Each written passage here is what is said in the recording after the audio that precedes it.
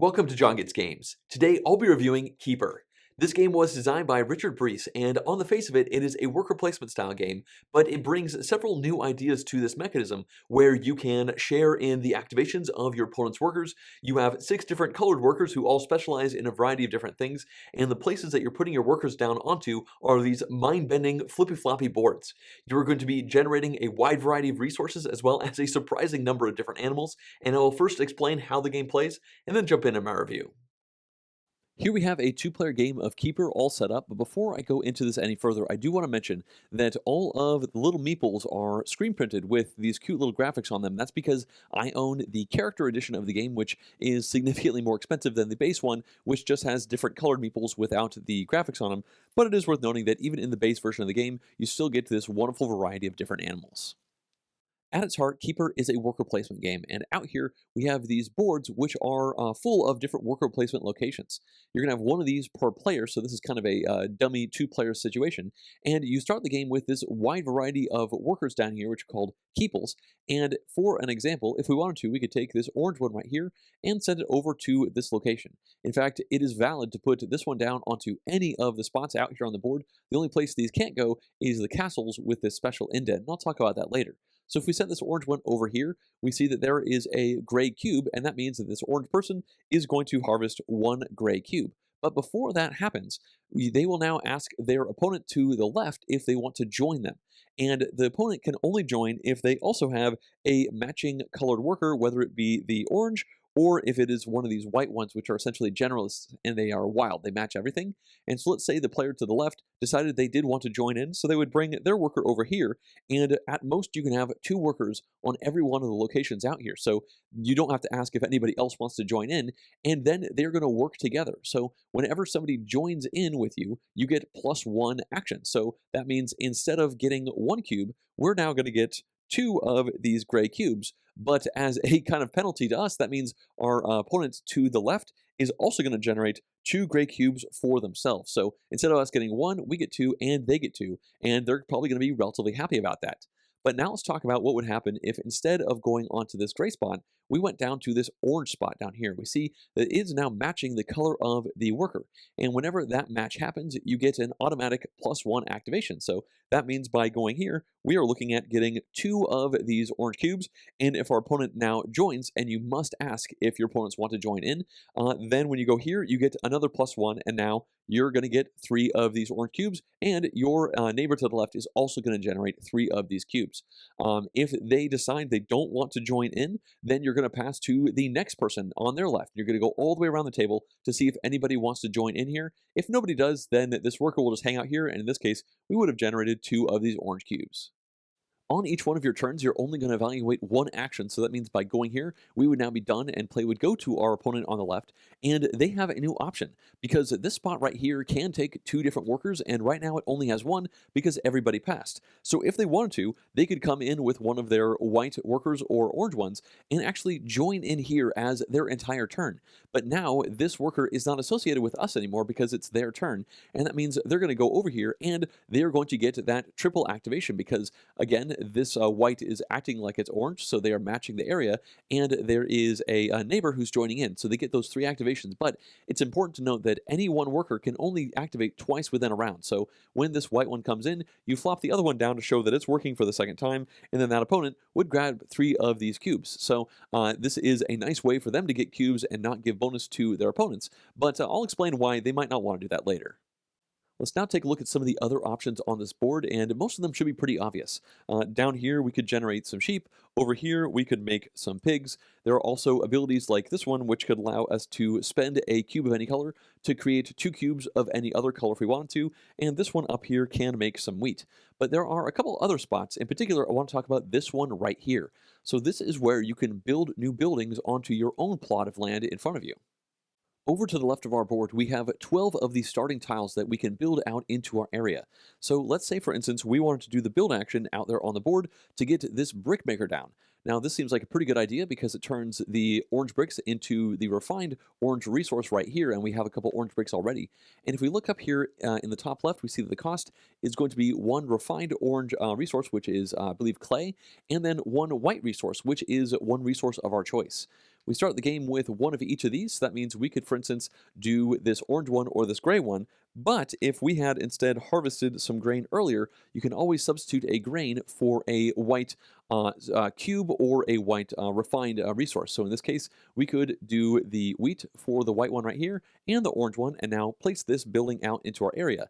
And since it has the tan background, it has to go over here in the village, and the orientation might matter for you because there are a couple of these tiles which will generate you points based on what they are adjacent to. But once this goes down, that is now built, and it is now a new worker placement location, because if you look right here, that little symbol means you could put a worker down on top of it. Not every one of these tiles allows you to do an action, but this one should be pretty self-explanatory. If I took this gray person right here and put them down there, there is no color matching necessary because there is no color to this area. So we just get one activation, and our opponents are not going to be able to follow on our actions within our own given village. So that means we could go right here, we could spend one of these oranges, and then gain back one of these with the ability of this specific tile.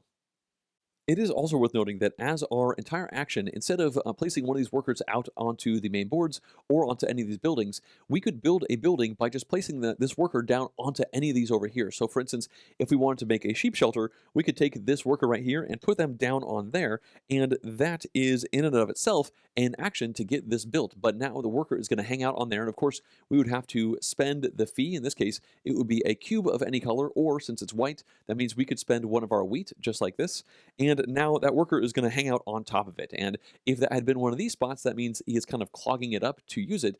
But over here at the sheep shelter, we're totally fine with that, because all this does is store sheep and give us points for them at the end of the game. It is worth noting that any of the tiles with the green background are farmer tiles, and they must go over here into the matching green section in your area. Earlier on, you may have noticed all of these shiny new tiles, and you may be wondering how you gain access to them. And that happens through this spot right here on the main board. Now, you may notice that there is no border around it, which means there is no color matching, so it doesn't matter what color worker you put down on here. And now if one of your opponents joins in, well, they do have to match the color in order to actually join, so it could again be a green or a white in this case. And now both of you are going to get to grab 2 tiles from this area. Of course, if nobody joined in, you would just get 1 activation and only grab 1 tile. But when you are in this situation, we would get to grab a tile first. In this instance, we might want to take this one right here, which is going to give us extra points when we sell things to boats, which I'll talk about in just a second. And now my opponent is going to get to draft 2 of these tiles.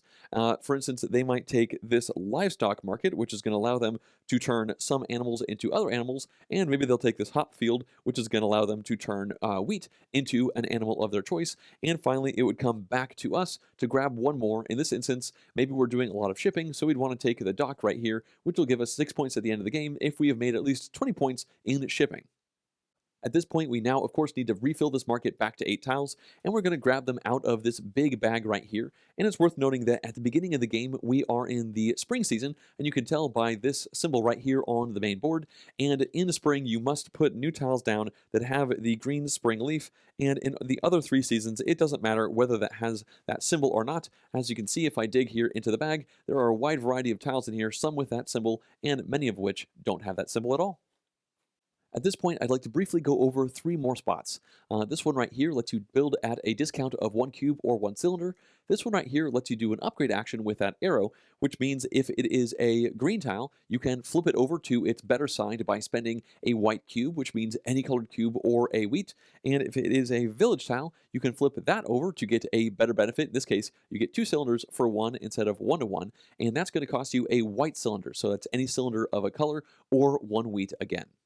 The last action space are these double wide water areas, and you can of course send any worker to them, but if we sent a blue one, we would get an extra activation. And let's go ahead and say that we went right here, and now we're going to choose one of the available 4 ships. Now there are 6 ships in the game, and you randomly choose 4 with each season, and we might want to take the Sea Bastion right here. So we would put that in right over here, and of course ask if anyone wants to join in, and now we can evaluate it. Since we put a blue person down, that means we get 2 activations, and for each activation we can either work on the ship and gather one of the shown resources, or we could sell to the ship and sell one of the shown resources. So in this case, we have a sheep shelter, so maybe we'd want to grab a sheep for 1 activation, and we can go ahead and put that over here. And then we have an orange cube, so maybe we'd want to sell that for 2 points. And you're going to track that by this little peer scoring thing right here. So we go 1, 2, and that would be points for us at the end of the game that we'll just add in with everything else. At this point, you may be wondering what this special worker right here is. They're kind of waving and they match our player color, and that's because they're not a worker at all. Instead, they are a keeper. You see they're holding a little key right here, and on your turn, instead of playing out a worker, you can instead put your keeper out onto one of the boards. When you look out to the board, you'll notice that each one of the player areas has a keep on it, which matches the outline of this figure. So we could put this right here, and that's our entire turn, but we have now laid claim to this spot right here, which means at the end of the season, all of the workers on this board are going to come into our area, and they will be available for us to use in the next season. So play is going to continue going around and around the table until you get to the moment where one person has no more workers and no keeper to place. Now, as long as somebody else has at least one worker or keepers, then this player now goes into the lay down phase of their turn. This means that we can select one action location that has at least one standing up worker on it that is either in our area or on the board that we placed our keeper down onto, and then we can evaluate that spot once again. So that means down here we could lay this person down because, again, every single worker can only activate twice, and then that could generate us another orange cylinder for an orange cube, but that's a bad idea because we don't have any orange cubes anymore. But instead, we could come up here and we see that our opponents at one point went over here to gain some sheep. Well, we have claimed this board and we have no more workers, so we can lay both of these down if we want to. We could also do it one at a time, but for the most part, you probably want to do both at the same time, and we're going to get 3 activations for ourselves. So we grab 3 sheep and put them into our area. So that means we didn't have any part of either of these placements, but since we claimed this board and we have no more workers, we still get to squeeze some worth out of that spot. But now, since they're both laying down, we obviously cannot come back to that area.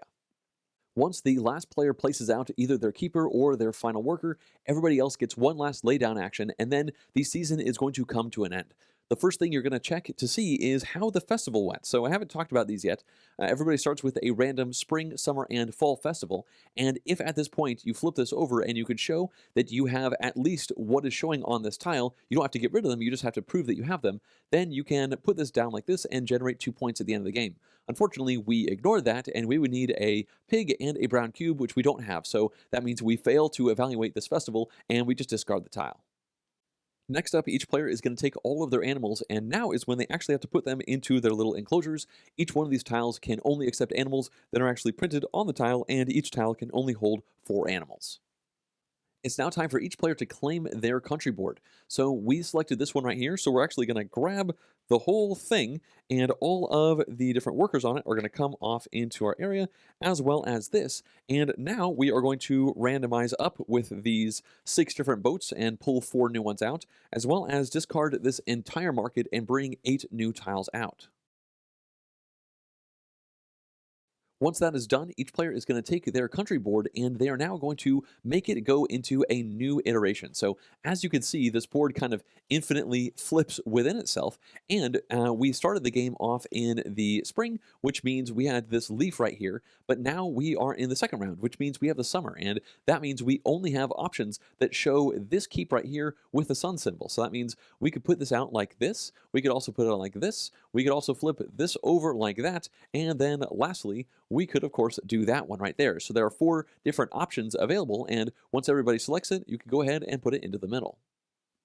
The last thing we have to do before the next season is a little bit of worker management, because all the workers that were on your buildings also come back into this area. And in a 2-player game, you're only allowed to have 9 workers, and in a 3- and 4-player game, you can only have 8. So at this point, we actually have 11, which is 2 more than we should have. So at this point, we have to pick 2 of these out. Perhaps we'd take one of these greens and one of these gray ones right here, and we put them over here onto this tile. So we now have the appropriate number of workers for the next round. And in the next round, whenever we place our keeper out, we can then exhaust each of these workers. And if you'll notice, the brown, green, blue, and white ones will generate one of these types of animals, and the black, gray, orange, and white ones will also give us the option of doing a cube. You now know the overall structure for a season, and once players go through spring, summer, fall, and winter, then the game will come to a close, and they can add up all their points to see who won. Now, you get points for a variety of things. First of all, you have the points from the ship actions that you may have done. Also, if you look down here, many of these tiles give you points for conditions. So this one right here gives you 2 points for each of these boards that are on it. And this one gives you 1 point per sheep. So that would be 4 points right there and 2 points for this boar. This over here is just going to give you 5 points for existing, which is nice. And then this goldsmith right here shows that it's a bit of set collection between gold and these blue gems. Can't remember the name of them, but either way, you can do every single one of these activations up to 4 times. So that means if we have all of these resources, well, we only have 3 full sets of the blue and gold. So that means that these are essentially wasted over here, but each of these sets is going to be worth 4 points. So that's a nice 12 points for us. And all of the resources at the end of the game that are not actually activated into set collection are going to be worth nothing. And of course, lastly, you add in any of the fair points that you got as you were playing the game with these festivals, and whoever has the most points is going to be the winner. Let's now begin the review for Keyper by starting with a few positive points. And the first of these has to do with all of the decisions that come into play when you're trying to figure out how you are going to be placing your workers down onto the boards. So this implies that you're in the phase where you still have workers to actually place down. And there are just so many things going on, because if you have your Keyper and some key pulls, which are essentially a claim marker and your workers, then is this going to be the turn where you spend that claim marker in order to grab one of those boards, which is going to dictate the number and different colors of workers that you're going to have to work with on the next turn? Or maybe this isn't the turn you're going to do that. You're going to wait to see how things work out a little bit more, and instead you're going to play one of your workers down. And what order are you going to be playing these workers? Which one is going to go onto which spot? All these things are great decisions, and there's so many different ramifications of those. For instance, do you want to make sure you match the color of your worker to the spot you're going onto? Well, usually you do want to do that, but you don't always have that option with the different colored workers you have in front of you, so you need to figure out which one of your actions is going to be the really streamlined one that's going to get you the most bang for your worker buck, and in which cases maybe you just put a blue worker down onto a brown spot because you don't desperately need to get those extra activations. The next thing to think about is, what color workers do your opponents have? Because maybe this is a situation where you really want them to follow in with what you just did, so you are going to try and work it, so you're going to do this when they have the opportunity and they are enticed to go ahead and do that. But maybe the opposite is true because of the various game states you're in, that you don't actually want anybody to follow you, so you might stall out on doing that until you could put a worker down onto that location that does not match any of your opponents, so now they can't follow you, and maybe you've worked it so that you have another one of those, so on your next turn you can also go onto that same spot you went to last turn and activate it again and just get even more of whatever that thing is that's working well for your plan. And on top of all these things, you have the extra decision when it's not even your turn of, do I follow on my opponent's turns? You know, they are going to be putting things down and asking around the table clockwise, and you're going to have many, many, many opportunities as you're playing this game to follow on with your opponents. And once again, you're thinking about your plans. Like, you have to do this and then the other thing. Like, you have certain goals that you're setting for yourself as you're playing each one of these seasons, and maybe by following in with that opponent, you can't quite pull off that entire set of things, but it might work out well for you because it means you're getting rid of workers, which means you get rid of your workers faster, and I'll talk about that soon. But this is this hopefully goes to show the vast number of decisions that come into play with when and how and where you're going to be putting all of your workers down, and I just love all of those decisions. Next up, we have positive number 2, and for this one, I want to talk about the awesome mechanical design of the laydown phase of each season. So by this, I mean you have spent all of your workers out into various places, and you have claimed one of the boards with your Keyper, so when it's your turn, you have nobody to actually place out. So now you get to lay down workers that are on your plot, so the various buildings that you've built in front of you, but also you get to lay down the workers that are on the area that you claimed out there with your Keyper. And when you lay them down, you get to reactivate them. Every single worker can be activated up to 2 times. And this is such an awesome idea because you only get to do these actions once you've spent all of your workers, which means that you are incentivized to follow on other people's actions to get rid of your workers quickly so that you can do these lay down actions. But also it incentivizes you to have less workers than your opponents. And this is really the crux of why I think this is awesome, because in general, when you're playing a worker placement game, if you have the ability to make more workers, then you should do that, because more workers means more actions, which means you can pull ahead from your opponents. But Keyper says, no, no, no, no. We want you to have maybe a couple less workers than your opponents so that you can put yourself into a good situation so that you can go out early and then reactivate the great spots that are out there. So it's one of the things you have to consider when you're putting your Keyper out to claim one of the boards. Not only are you figuring out which of the workers you're going to have for yourself on the next round, and also what number of workers you're going to have, but also you're considering what kind of laydown actions are you going to want to do on this season, because those are the only ones you're going to have access to. And so that means you can actually play off of and get great benefits from good plays from your opponents. Like if your opponent to your left goes onto a spot with a color matching worker and your opponent to your right follows them and they high five or whatever, they get all their different resources and it's good for them and bad for you. If you claim that spot later on and you lay all those down, then you also get those benefits. You have kind of tag teamed in and followed on their following to a certain degree. And I just think that this is a wonderful extra decision that you are considering because you don't always want to do these laydown actions. In general, it's good to get these in because they are kind of like a greatest hits section. You are kind of re-evaluating all of the best actions that got hit on that one given round. But I have had situations where within a given season, you're like, actually, those laydown actions are not super important to me right now. Instead, it's much more important to actually not follow with my workers and place them out so that I can get good actions with them. And it's okay if my opponents are going to be doing that. So it's just this push and pull of how quickly do you want to get rid of all of your workers so that you get into this laydown action. And I just think it's a brilliant mechanical innovation on worker placement to say, no, you don't always want more workers than your opponents. Sometimes you actually want less. For positive number 3, I'd now like to discuss the way that you have full control over your own endgame victory point conditions. So in your standard Euro-style game, it's going to say you're going to get a certain number of points for this resource and a certain number of points for that resource. Maybe you are in a race to compete on this thing or that thing with your opponents.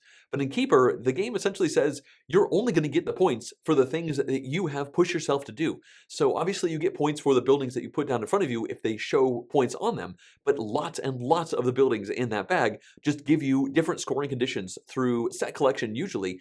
And there have been many times where I've been playing this game and we've been kind of near the end and somebody says, how many points do we get for just liquidating our resources at the end? Is it like, 5 to 1 or something like that? And I say, no, it's 0. You only get points for things that you have set yourself up to get points for. And I just love that customizability. And I think that it really puts the onus on the players to find themselves to their own victory condition. And I just enjoy the decisions that come into play with actually picking those out and getting them built into your area.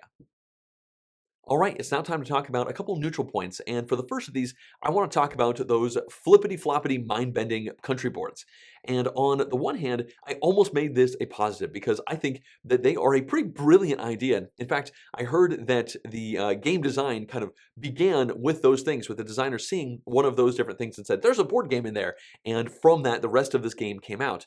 And I think that what that little board does to the actual flow of the game as you go from season to season is pretty darn cool because it means that in the earlier stages of the game, you have no ability to get any of the gems and gold. But it also means that you have the ability to do some refinements, like some raw resources into some better resources. But once you get into the fall and the winter, you no longer have the ability to do those refinements beyond the stuff that you have built up in your own city area. And now there's gems and gold coming out all over the place. And I think that that's a pretty cool flow and progression through the game that would have needed tons of different cardboard boards in order to try and make work without this flippy board. But the reason this is a neutral is because, on the other hand, I almost feel like it's a little too clever. And when you have the situation that happens 3 times throughout the game where you personally have a choice of how you want the board to flip in such a way to have those options be available to you on the next round, I've often found that players, as they are doing this, they end up saying, I don't know, this will work, and put it down into the middle of the table. And I think that maybe if you get really, really good at Keyper, you're going to have a perfect side for every single situation based off of the strategy that you are making. But I do also think that it's almost too much when it comes to the different things. And you're like, wait, this has a cow, but that also has a cow. What's the difference between these two? Oh, this one has a build action over there, and that's an upgrade. And there's just, and you're like, oh, that's only 2 of the options. Now I'm going to flip this thing around and see what the other ones are. I think it works pretty well, and I think it's a very interesting idea to get implemented, and I don't have any problems with it. But just like I said, sometimes it's almost anticlimactic when you're actually picking these because it's maybe just a little too clever. Next up, we have neutral number 2, and this one is pretty simple. I have noticed that downtime and analysis paralysis can definitely creep into this game, and that's largely because there are so many different, potentially mind-bending and very consequential decisions that you have to make as you are figuring out where you're going to be placing, are you going to be following, what are you going to be laying down, what board are you going to be taking, how are you going to be flipping the board around. All these things are important, and all these things can take time to actually process. And I have noticed while playing the game that sometimes there have been turns that have been going around the table that really do feel like a little bit longer than I'd like, although oftentimes I'm also crunching through my plans trying to figure out the order in which I want to do things as well. So this is just a little bit of a warning that if you play with people who are prone to analysis paralysis, this game can exacerbate it to a certain degree.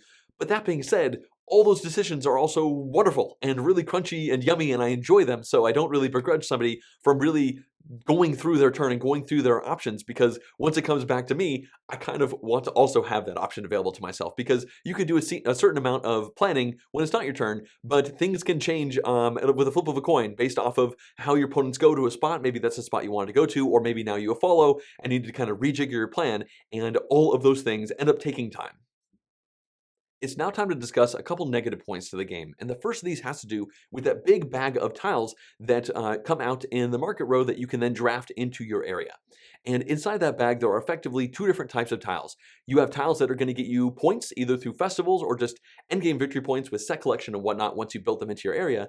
And the other type of tiles, once you get them built in, are going to give you an ongoing cool benefit, or maybe it's a spot that you can go to with one of your own workers to activate to do something cool. And I think that it's great that both of those are in that bag. My problem is that only 30% of those are the worker placement extra action type, and 70% of them are different ways to get victory points. And I already mentioned that I really like the fact that the game allows me to cultivate and customize my own endgame victory conditions, but I don't like that there have been many times where you refresh that market row and it's like, all right, they're just all new ways to get points, and I already am pretty set on the ways to get points. I've figured out my strategy, and I'm not too interested in any of those. And one thing that really excites me in board games is when I get to do something that nobody else gets to do that makes me feel special, and maybe it feels game-breaking in certain ways. And those activatable abilities, as well as the ongoing ones, are ways to do that, and some of them are pretty darn cool, and I just wish there were more of them. I really wish that bag was like 50-50 with those different types of tiles as opposed to 70-30. I feel like I'd be much more excited about the new tiles that would come out of the bag with each flop once you are resetting for the next season, and I just feel like that was maybe a little bit of a miss from a design perspective. Now for my other negative point, I want to talk briefly about some of the color choices with the different workers. In particular, it just seems like when you're not playing with the character version of this game, I have heard and I've talked to a colorblind friend that yes, we would probably be having issues with differentiating between some of the different types. You have brown and orange, you have the white and the gray, and when you have just a sea of color out in the middle of the table, they can be hard to differentiate. And that's honestly part of the reason why I spent a significantly large extra amount of money to get the character version of the game. Also, I knew I liked the game, but I just love the little screen prints on them, and I think it's a bummer that that's not going to be an option for most people because it's a limited print run and it's so much more expensive. And I just feel like when it comes to these color selections, they could have done a better job of differentiating them out for the standard version of the game. Also, with the resources, you have gray, brown, and orange. I just feel like those could be a little bit more different. Like, those are the only three base resources in the game.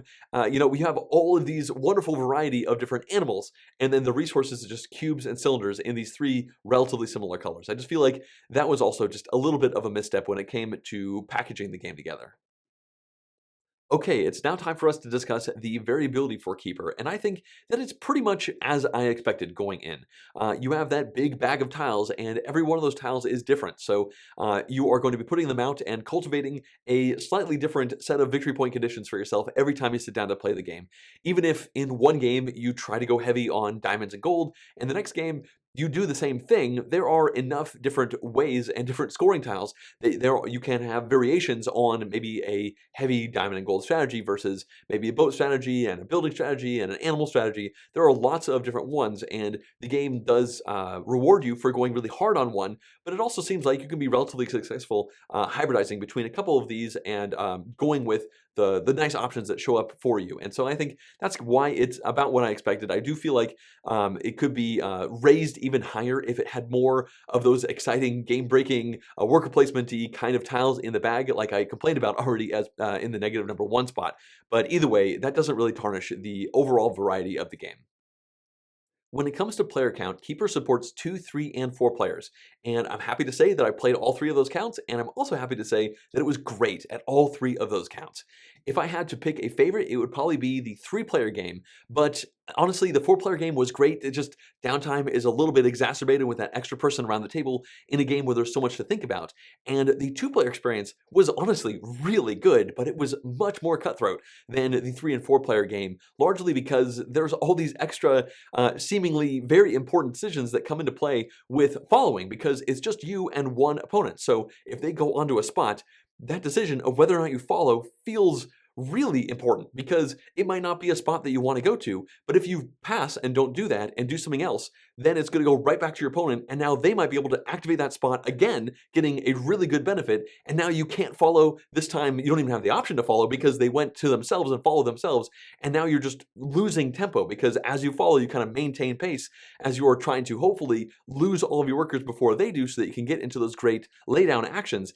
And it seemed like the mental complications that came into play to try and figure out where you are tempo-wise with your opponent and what decisions you can make to try and gain the speed advantage to try and go out before them seemed a lot harder than it did in the three-player game. So the two-player game, I honestly recommend it. It was great. It was just maybe a little bit more cutthroat than I expected going in. And like I said, if I have to pick a favorite, it'll be three, but it was great at all three of these counts. In conclusion, I've played Keyper 4 times at this point, and I have really enjoyed every single one of those plays. This game has honestly surprised me right out of the gate. When I played it for the first time, it was taught to me, and I didn't really know much going into it beyond the little flippy floppy boards that seemed like a bit of a gimmick. And as I learned the game that first time, I was just like, what? Oh, that's cool. And that's how that, that's cool. And I just was repeatedly having these just utterances of pleasure as I just figured out how this thing was working together. And I liked it so much, I went out and bought a fancy copy of it, and I've really enjoyed every subsequent play that I've had of it. I think it's great that you can kind of customize your own strategy, and it will kind of evolve as you're playing the game. Like, you don't have to commit to a specific strategy in the very first round. I've seen somebody go ahead and draft like some specific like diamond making buildings in the very beginning of the game, and then end up not even building those and do something else and do very well with themselves. And it didn't necessarily shoot them in the foot that they had to change their plan, about at the 50% mark the way through the game or so. Like, I like it when a game allows you to be somewhat flexible with the options as they come out. And I also like it when a game rewards you for solid strategic decisions. And there is so much strategic planning that goes into play with this game. And I just love all of those decisions. I love a lot of the mechanical innovations, in particular the one where you don't always want as many workers as your opponents. In fact, you kind of want to have slightly less, and you want to try and get rid of them as quickly as possible. That's such a neat idea for a worker placement style game that I almost don't even want to call this a worker placement game, because so many worker placement games feel so similar to each other, and this one feels like it's just other. It's just sitting over here in a corner doing something very different with a familiar idea. And as I mentioned in the negatives, realistically, the biggest thing that bugs me is I wish the game had more cool things that made me feel special compared to my opponents around the table. And of course, if there were more things, then they would also have those special making things that would help them go even harder with their given strategies. I think that the game could have used more ongoing ability amplifiers. Like, the game already has one where when you go to a boat, you get an extra boat action. Well, I want one of those for when I go to a mine, and I want one of those for when I go to a field, and I want, more of those kind of things to just make certain parts of the game feel even better for me. And it feels like a little bit of a nitpick, and I do think that if this game came out with an extra tiles expansion, I would be all over it. In particular, as long as that wasn't a bunch of extra victory point scoring things, because I really feel like the game has enough of those and a broad enough variety of those in the box already. So I strongly recommend this game if you are into Euro games, if you're into games with interesting new takes on familiar concepts. This one has a lot of awesome things going on in there, and yeah, I heartily recommend it. As always, I'd like to thank everyone who's been supporting this channel through Patreon, including all of these producer level pledges. If you too would like to directly support the channel, you could do so at patreon.com/JonGetsGames, and I'd really appreciate it. Also, if you'd like to see more in-depth board game reviews like this one, as well as full game playthroughs and vlogs, please subscribe to the channel. Thanks for watching.